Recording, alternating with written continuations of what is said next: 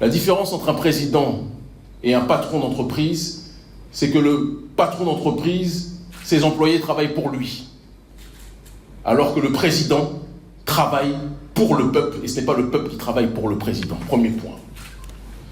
Et un président ne voit pas les autres pays frères comme des entreprises ennemies. Il voit ces pays frères comme des entités d'un grand ensemble qui doivent faire corps pour faire résistance à d'autres ensembles qui peuvent leur être hostiles. Cette conférence est celle de Kémi Séba, organisée par le staff d'urgence panafricaniste au Niger. Elle traite des relations diplomatiques entre le Bénin et le Niger qui sont plus que mauvaises. Tout cela à cause du président béninois. Kémi Séba explique aussi durant cette conférence qu'il a vu des preuves irréfutables que le gouvernement du Bénin est une menace existentielle pour le Niger. Il a pris connaissance des nouvelles stratégies mises en place par la France. Tout ça sous la supervision de Patrice Talon. Ces révélations sont choquantes. Je vous laisse écouter ça et vous allez donner votre avis en commentaire à la fin. Je parle aujourd'hui en tant que président de l'ONG Urgence Panafricaniste et aussi en tant que patriote béninois. Depuis le début du mandat du président Patrice Talon, le Bénin n'a cessé de connaître diplomatiquement auprès de ses pays voisins des revers. Il a suscité, à travers la gestion souvent arrogante du président Patrice Talon, des tensions. Doit-on rappeler que depuis des années, à part M. Bola Tinubu, président récent du Nigeria, et à part l'ancien pion de la France-Afrique qui était à la tête du Niger, en l'occurrence Mohamed Bazoum, aucun président ouest-africain n'est venu ces dernières années rendre visite au président Patrice Talon en terre béninoise. Cela s'explique par le fait que le président Patrice Talon considère à tort la présidence comme le rôle d'un patron à la tête d'une entreprise.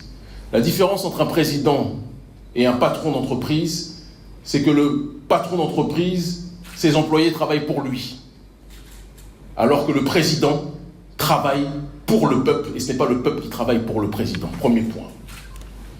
Et un président ne voit pas les autres pays frères comme des entreprises ennemies. Il voit ces pays frères comme des entités d'un grand ensemble qui doivent faire corps pour faire résistance à d'autres ensembles qui peuvent leur être hostiles. Au moment où nous menons une guerre de décolonisation en Afrique francophone, au Sahel, mais pas seulement, contre l'oligarchie française, appelée communément la France-Afrique, au moment où l'armée française est chassée par la volonté populaire de différents pays au Sahel, au moment où les États-Unis d'Amérique, à travers leur armée, voient aussi leur zone d'influence reculer suite à la volonté populaire amenée par nous autres et différentes autres voix, comme ma sœur et amie, proche camarade Nathalie Young qui est dans cette salle, au moment où cette armée américaine recule, le président Patrice Talon décide de renforcer ses liens avec des entités qui sont connues comme étant les entités responsables de la situation de déstabilisation au Sahel. Doit-on rappeler que c'est l'armée française et l'armée américaine qui ont conjointement assassiné le guide de la révolution libyenne, Muammar al-Kadhafi? Doit-on rappeler que c'est l'assassinat de Kadhafi et la destruction de la Libye qui a entraîné la déstabilisation du Sahel?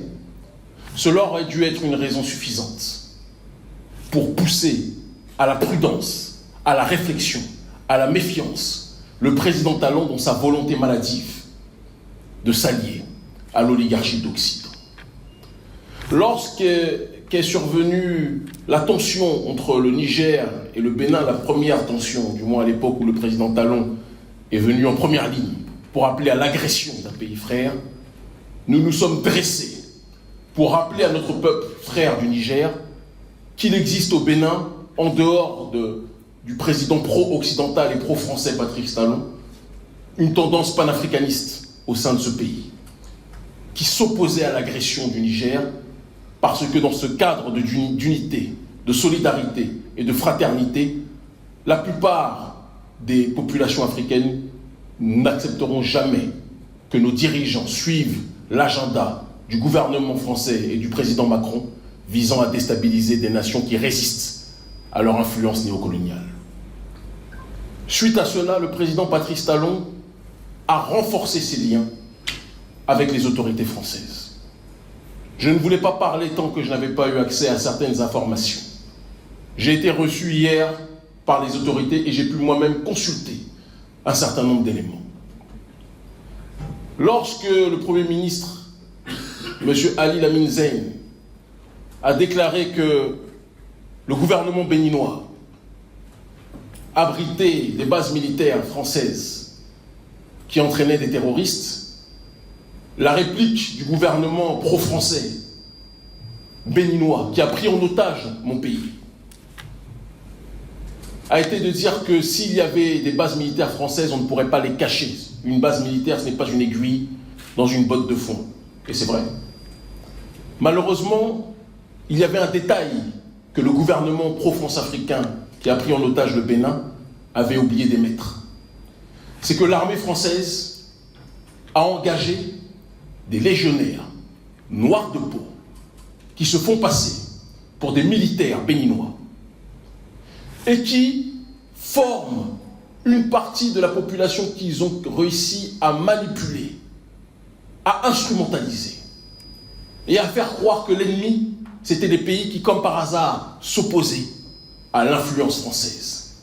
CF, des pays comme le Niger, des pays comme le Mali, des pays comme le Burkina. L'armée française, à travers le général Lecointre, a bien stipulé que les territoires qu'ils ont perdus, ils vont tout faire pour les récupérer. Et ils vont tout faire pour déstabiliser les gouvernements qui résistent à leur volonté de se réinstaller. En prenant des légionnaires noirs, qui est une longue tradition dans la Légion française, ils sont toujours les premiers à vous parler de milices privées, de Russie, de Turquie et autres, mais ils oublient qu'eux, ils ont une milice historique, peut-être plus ancienne que toutes celles précitées, qui a le droit de vie ou de mort sur l'être humain de manière générale. Et ces légionnaires noirs qui se font passer pour des militaires béninois en collaboration avec le gouvernement béninois entraînent une partie de la population, une minorité, des jeunes, désœuvrés, qu'ils instrumentalisent contre les ennemis du gouvernement français. Le président Patrice Talon trahit les intérêts de ma nation. Et c'est parce que je suis un patriote et que je refuse la prise d'otage du Bénin par ce gouvernement france-africain que je suis venu ici au Niger dire qu'une grande partie des Béninois ne se sont pas concernés par la démarche du président Talon et que cette grande partie de Béninois s'oppose à cette collaboration du président Talon avec le président Emmanuel Macron et avec l'armée française et ses sous-traitants de la Légion étrangère. La situation qui se passe là fait souffrir trop de gens. À la frontière, des populations du côté du Bénin ou du Niger souffrent parce que le commerce est fermé à cause de cette frontière qui est fermée. Des familles sont économiquement parlant asséchées à cause de cette frontière qui est fermée. Mais si on doit trouver un responsable, j'avais besoin de voir les preuves pour le comprendre. J'avais besoin d'entendre différentes sources, différentes informations pour le comprendre. Si on doit accuser une entité, on doit accuser l'entité qui a décidé de collaborer avec l'oligarchie française qui veut déstabiliser le Niger. Certains me diront, mais jusqu'à preuve du contraire, il y a d'autres frontières que le Niger a avec d'autres pays où il y a des bases françaises. Mais des gages ont été donnés. Des gages sérieux, visant à tout faire pour que jamais une agression ne puisse prospérer. Ce qui n'empêche pas de toute façon le gouvernement nigérien d'être dans une démarche de prudence vis-à-vis de toutes ces frontières. Mais ce qui se passe au Bénin est grave, et encore plus grave parce que la population béninoise n'a pas été avertie de la situation. La population béninoise est privée profondément d'informations. Le courant panafricaniste présent au Bénin et de manière générale, dans le monde panafricaniste de manière générale, courant panafricaniste condamne avec la plus grande fermeté la collaboration de Patrice Talon avec les intérêts français.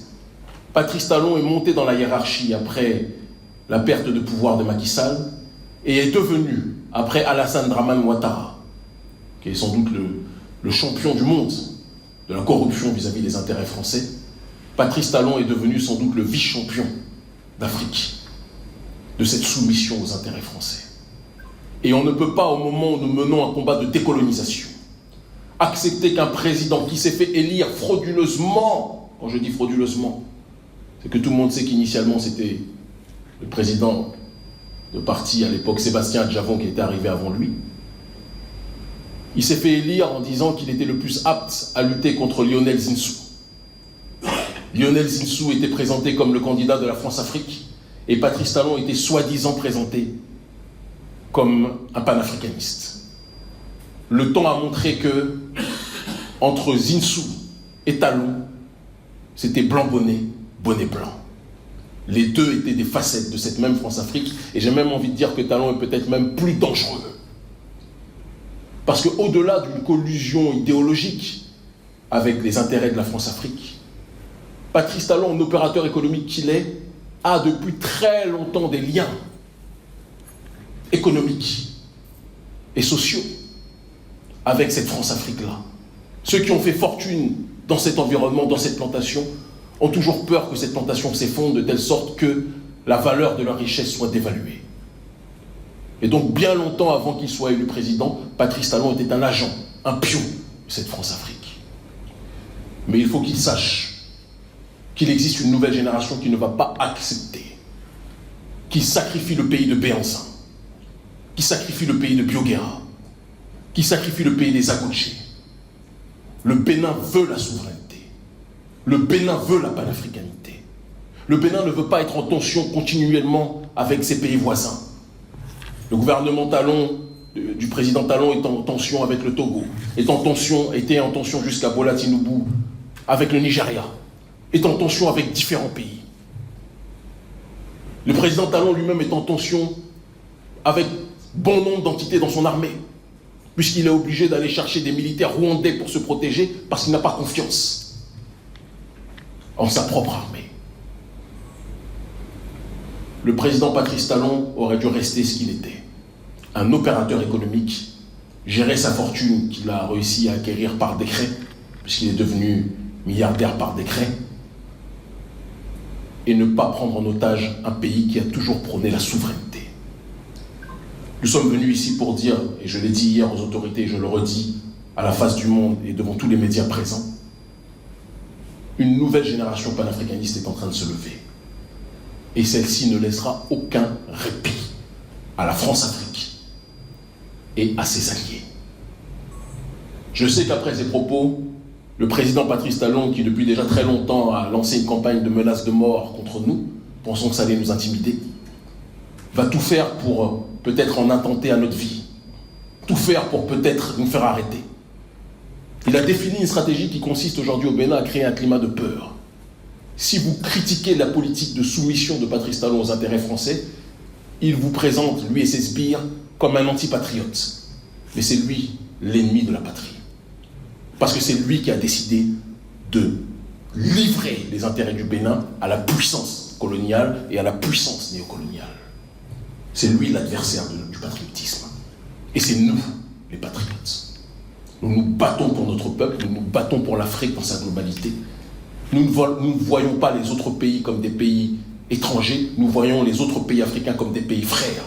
Parce que le panafricanisme, c'est l'unité des diverses formes d'africanité, dans le but d'obtenir une collective souveraineté. J'assume chaque mot que j'ai prononcé. Et je dis à l'opinion publique béninoise, soyez prudents, soyez mobilisés. Parce que la résistance, plus que jamais, doit s'organiser pacifiquement, parce que je n'appelle pas à la violence. Je n'appellerai jamais à la violence. C'est le piège qu'ils veulent nous tendre et ils ne nous auront jamais dessus. Mais nous n'allons pas accepter que notre pays soit livré aux intérêts de la France-Afrique. Cette même oligarchie française qui a capturé Béhanzin et l'a déporté, Et cette même oligarchie qui aujourd'hui veut nous attaquer. Mais qu'elle sache que le panafricanisme n'est pas juste localisé au Bénin dans la résistance béninoise, le panafricanisme est partout aujourd'hui. Nous avons contribué avec d'autres à faire de ce courant idéologique le plus populaire aujourd'hui en Afrique. Et nous n'allons pas nous arrêter. Quant à l'armée française et les légionnaires noirs de peau qui sont présents au Bénin aujourd'hui, notamment au parc W, si je ne m'abuse. Je dis et je répète que nous savons que vous êtes là. Entre autres, parce qu'il y a d'autres endroits. Nous savons que votre stratégie, parce que vous saviez, il y a eu des manifestations, notamment à Kandy, de la population qui disait qu'elle ne voulait pas des bases militaires françaises. Elle ne voulait pas des militaires français. Elle ne voulait pas que l'armée d'occupation française, que l'armée qui a contribué à faire assassiner Kadhafi et à déstabiliser le Sahel, s'installe sur le territoire béninois. La brave population béninoise s'est organisée. Et suite à cela, les militaires français se sont dit, puisque nous sommes identifiés en tant que militaires blancs, on ne va laisser que des instructeurs, ça c'est palpable, ce qui est déjà à mon sens condamnable, parce qu'on ne cherche pas pour s'instruire, pour éteindre le feu, à recruter celui qui a allumé le feu. Ça n'a aucun sens, c'est de la débilité politique, mais c'est un autre sujet. Elle s'est dit, elle va faire venir des légionnaires noirs qui vont former des entités qui se sont, à tort ou à raison, ostracisées pour que celles-ci puissent agir en tant que force déstabilisatrice, appelée force terroriste, à différents endroits. De telle sorte que les militaires noirs, les légionnaires noirs présentés maintenant comme des militaires béninois passent inaperçus. Parce qu'on aura l'impression que ce sont des militaires béninois qui s'entraînent, et là, normalement, on n'aurait rien à dire. Mais nous avons les informations très précises. Et nous ne laisserons pas passer cette réalité. Nous n'accepterons pas que notre pays soit instrumentalisé par la puissance qui a colonisé le pays, qui colonise encore nos États, qui a installé un système grâce auquel la France tient son rang mondial, ou du moins l'oligarchie française, parce que même le peuple français souffre de la dérive hystérique néolibérale du président Macron. Tout ceci doit changer. Et l'ONG Urgence panafricaniste et ses alliés est décidé à faire barrage contre Macron et ses partenaires privilégiés, tels que Patrice Talon, Alassane Dramane Ouattara et leurs associés.